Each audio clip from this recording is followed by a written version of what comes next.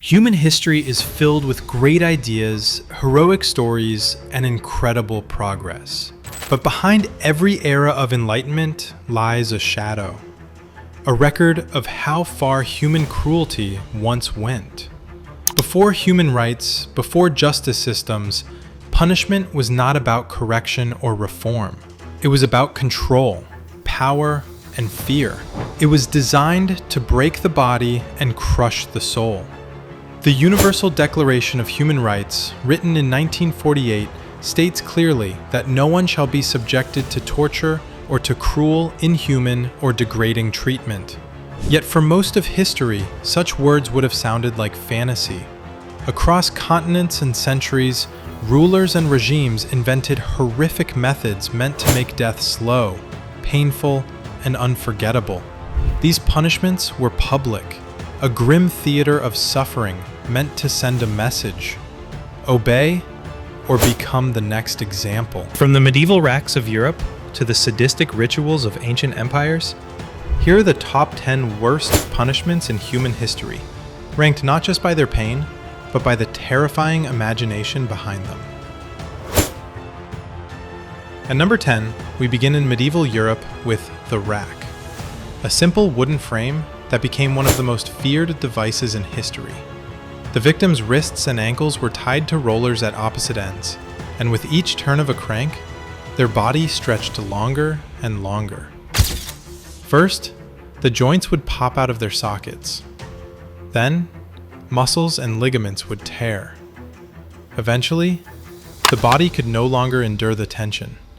Shoulders, hips, and knees were left mangled beyond repair. The rack was not always meant to kill. It was meant to extract the truth, or at least the confession authorities wanted. In England's Tower of London, even noble prisoners were not spared. One famous victim, the Protestant reformer Anne Askew, was tortured so brutally in 1546 that she had to be carried to her execution because she could no longer walk. The rack wasn't just a tool, it was a stage, turning pain into performance, a mechanical reminder that truth could be twisted through terror.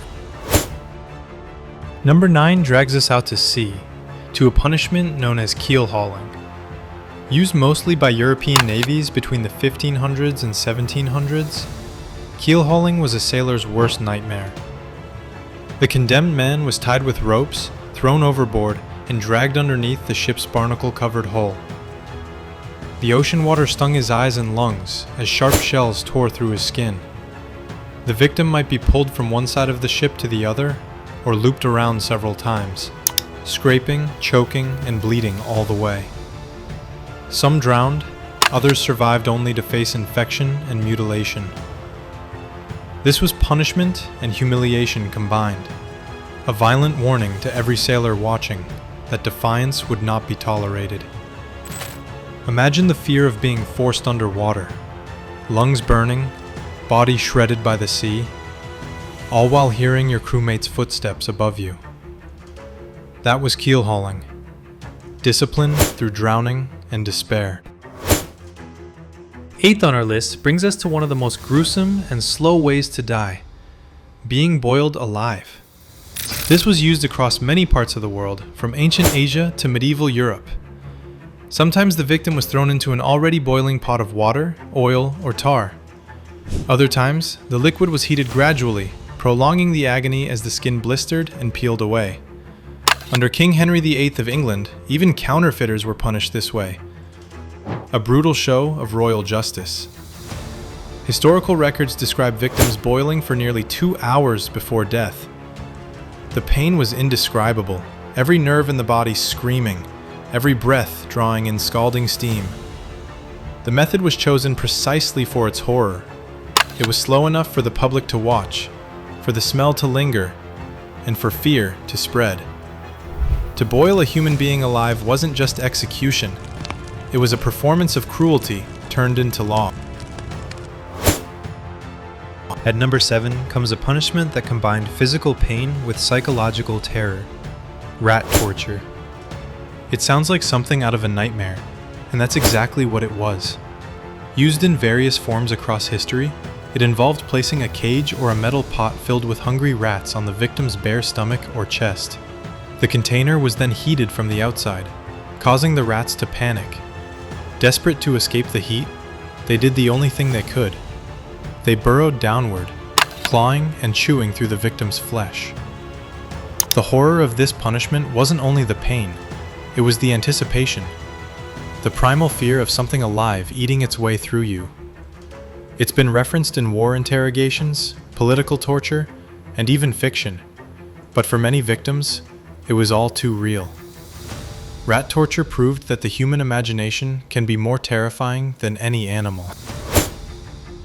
Sixth is the breaking wheel, also known as the Catherine wheel, a punishment so iconic that it left its mark on language itself. Used across Europe for centuries, this execution method turned the human body into a spectacle of destruction. The condemned was tied to a large wooden wheel, and the executioner used a heavy iron bar to smash the limbs one by one, shattering arms, legs, and ribs in a slow, methodical rhythm. Sometimes the victim's broken body was woven between the spokes, raised high for the crowd to see, and left to die over several days. Crows would feast before death arrived. The French word roué, which originally meant broken on the wheel, later came to describe someone morally ruined, a fitting legacy for such a savage death. The wheel didn't just kill, it dismantled a person, piece by piece, turning their suffering into a lesson for all who watched. Number 5 brings us to England and one of the most infamous punishments ever devised, being hanged, drawn, and quartered. Reserved for those convicted of high treason, this punishment was designed to make an example of anyone who betrayed the crown. The condemned was dragged on a wooden board to the execution site, then hanged by the neck until nearly dead, but not quite. Once cut down, they were disemboweled, their organs ripped out and burned before their eyes. Finally, they were beheaded, and their body cut into 4 pieces. Each quarter was sent to different parts of the kingdom as a warning. It was not just about death, it was about shame, spectacle, and the absolute domination of the state over the individual. Crowds gathered to watch. Children were brought to learn what defiance meant. It was cruelty turned into ceremony, the ultimate betrayal, answered by the ultimate punishment. At number 4 comes impalement, a method so gruesome it became legend. While many ancient civilizations practiced it, it's most famously associated with Vlad the Impaler of Wallachia, the man who inspired the story of Dracula.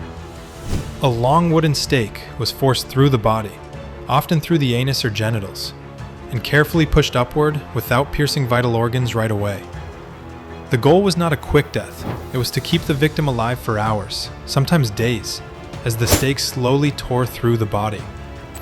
Once raised upright, the victim would slide down under their own weight, dying in unimaginable agony. Vlad reportedly used this punishment on tens of thousands of enemies, lining roads with impaled bodies as a warning. It was the ultimate display of dominance. Pain made public. Terror turned into power. Third on our list is something even more drawn out and revolting: scaphism, also known as the boats. This ancient Persian punishment might be the most revolting death imaginable. The victim was trapped between 2 wooden shells or boats, with only their head, hands, and feet sticking out. They were force-fed milk and honey until severe diarrhea set in, and their exposed skin was smeared with more honey to attract insects. The boats were then set adrift in a stagnant pond, or left under the scorching sun. Days passed. The victim lay helpless, covered in filth, swarmed by flies, maggots, and worms. The combination of dehydration, infection, and insects eating the flesh caused a death that could last over a week. One account describes a man surviving 17 days. Scaphism wasn't just death by torture, it was death by nature itself. using the slow decay of the human body as a punishment. At number 2 is the brazen bull, a masterpiece of cruelty disguised as art.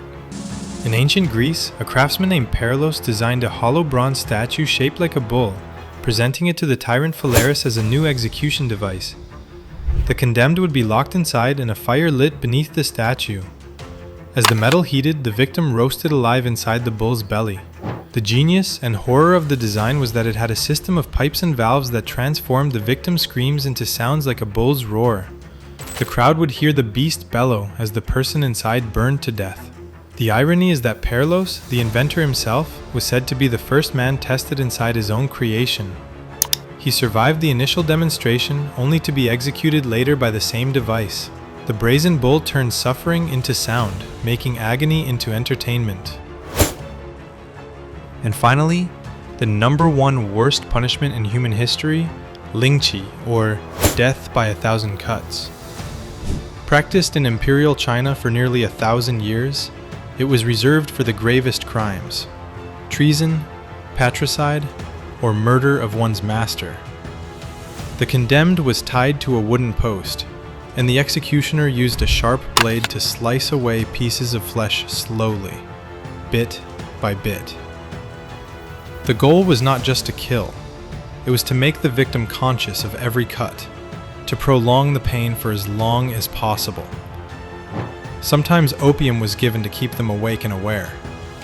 It could last hours before death came. In Chinese philosophy, it wasn't just physical punishment, it was spiritual annihilation. The body's destruction meant the soul could never find peace. Lingchi was banned in 1905, but it remains the ultimate symbol of deliberate, calculated human cruelty. An execution designed to erase both body and dignity.